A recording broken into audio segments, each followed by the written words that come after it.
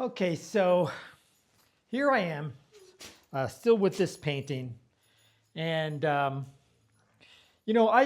struggle in my studio. I know I'm not a master artist by any means, but I think when I start a painting, decide what I'm going to paint, I think I kind of set the bar kind of low, and I tell myself, just don't do a bad painting.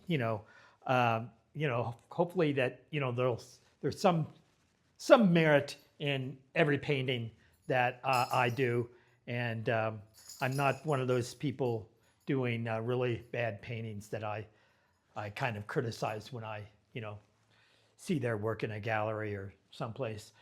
Um, and this piece, from my last video, I talked about it when I just sort of had it sketched in, and about how I was concerned about it being kind of trite and really even worse, kitschy.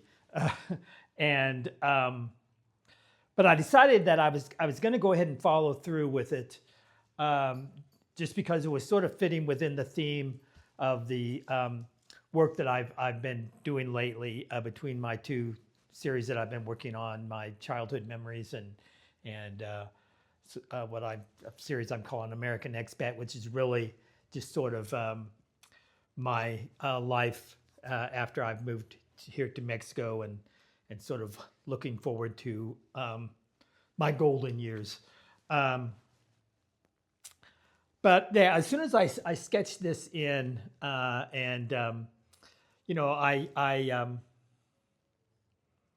can't remember who it says that all art is a metaphor, and actually I can't remember who it was that says that. Actually, I think it was an artist friend of mine who was quoting someone else, and I can't remember who that was.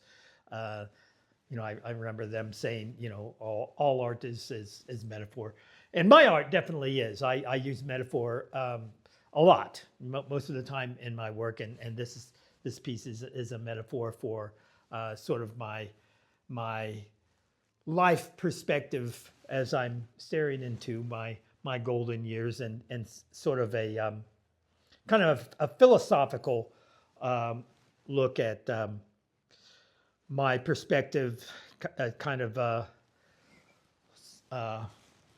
what's the philosophy? Soliptic philosophy, where trying to figure out whether the world outside my own mind and my own senses actually even exist.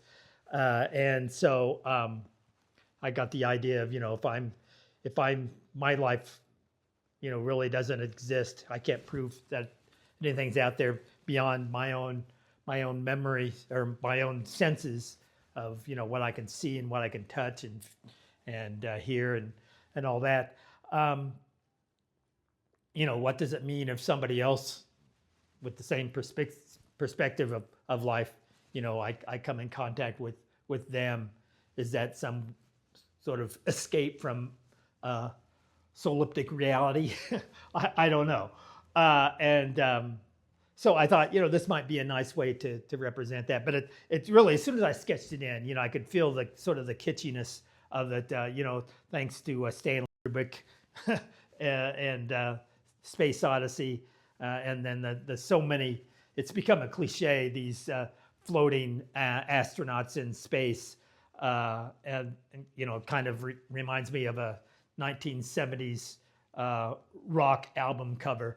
And so, I'm afraid that this is going to come off, kind of kitschy like that. But I decided to go ahead and continue working on it because, this really, my artwork for the last several decades really has been kind of self-portraits, all the way back to, my days at Heron when I did, the Big Blue Rooster painting. That was, I considered that a self-portrait because of a narrative that I had.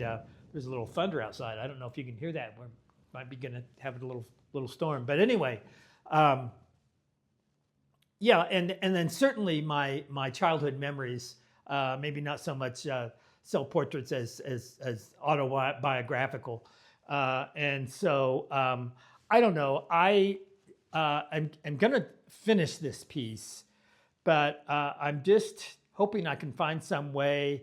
And the problem is I'm not that great of a painter. The painters that I really like, you can look at their work and they just have such beautiful paint and very luscious, elegant way that they've applied the paint.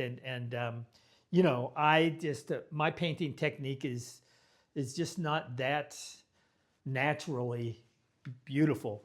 It's the content that I kind of rely on. And so it's a big disaster if that content ends up being kind of trite. Yeah, that's where I stand with this painting, and I've got to figure out, where I'm going to go with it. I don't know. We'll see.